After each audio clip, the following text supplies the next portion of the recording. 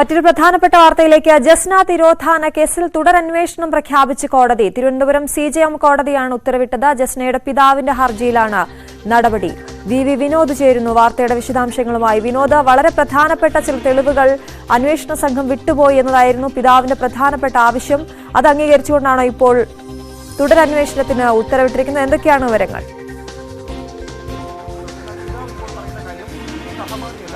അശ്വതി, തെളിവുകൾ ഉണ്ടെങ്കിൽ മുദ്രവെച്ച കവറിൽ കോടതിയിൽ സമർപ്പിക്കാൻ നേരത്തെ നിർദ്ദേശിച്ചിരുന്നു. ഇതിന്റെ അടിസ്ഥാനത്തിലാണ് ജസ്നയുടെ പിതാവ് ജെയിംസ് തന്റെ പക്കലുള്ള തെളിവുകൾ കോടതിയിൽ സമർപ്പിച്ചത്. ജെയിംസ് ആദ്യം തന്നെ പറഞ്ഞിരുന്നത് ജസ്നയ്ക്ക് ഒരു അജ്ഞാത സുഹൃത്തുണ്ടായിരുന്നു.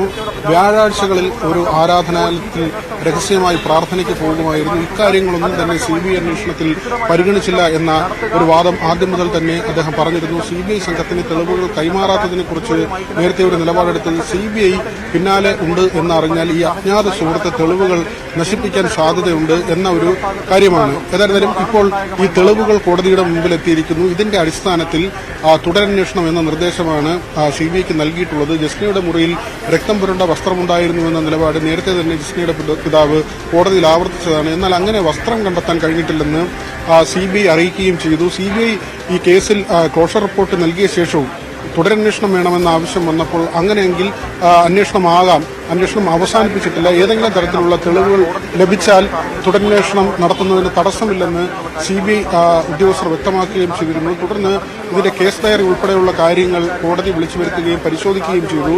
ജസ്നയുടെ അച്ഛൻ കൈമാറിയ തെളിവുകളുമായി ബന്ധപ്പെട്ട കാര്യങ്ങൾ അന്വേഷണത്തിന്റെ പരിഗണനയിൽ വന്നിട്ടുണ്ടോ എന്നതാണ് കോടതി പ്രധാനമായും പരിശോധിച്ചത്. ഇതിനുശേഷമാണ് ഇപ്പോൾ ഒരു അന്തിമ വിധി വന്നിരിക്കുന്നത്. ജസ്ന കേസിൽ തുടരന്വേഷണമാകാം. ജസ്ന ജീവിച്ചിരിപ്പുണ്ടോ ഇല്ലയോ എന്ന കാര്യത്തിൽ വ്യക്തതയില്ല എന്ന ഒരു നിഗമനവുമായാണ് ഏറ്റവും ഒടുവിൽ CBI ക്ലോഷർ റിപ്പോർട്ട് നൽകിയത്. ജസ്ന ജീവിച്ചിരിപ്പില്ല എന്ന ഒരു നിഗമനം തന്നെയാണ് ജസ്നയുടെ പിതാവിനുമുള്ളത്. പക്ഷേ ജസ്നയുമായി ബന്ധപ്പെട്ട കാര്യങ്ങൾ പൂർണ്ണമായും പരിശോധിച്ചിട്ടില്ല.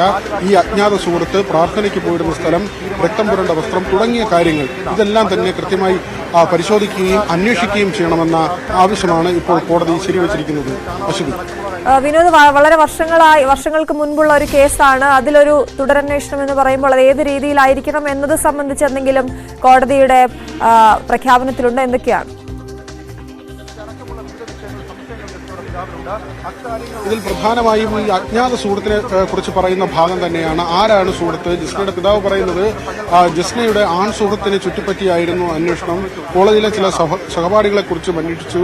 അതല്ലാതെ ഈ അജ്ഞാത സുഹൃത്തിനെ കുറിച്ചുള്ള അന്വേഷണം ഉണ്ടായില്ല.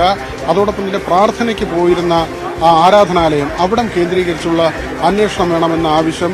ഇത് അജ്ഞാത സുഹൃത്ത് ആരാണ് എന്നതടക്കമുള്ള കാര്യങ്ങളിലാണ് ഇനി കൃത്യമായി അന്വേഷണം വേണ്ടത്. അത് സംബന്ധിച്ചുള്ള ഒരു നിർദ്ദേശം ഇതിനകം കോടതിയുടെ ഉത്തരവായി വന്നിരിക്കുന്നു. ഇനി CBIയുടെ തുടരന്വേഷണമാണ് ഉണ്ടാകേണ്ടത്.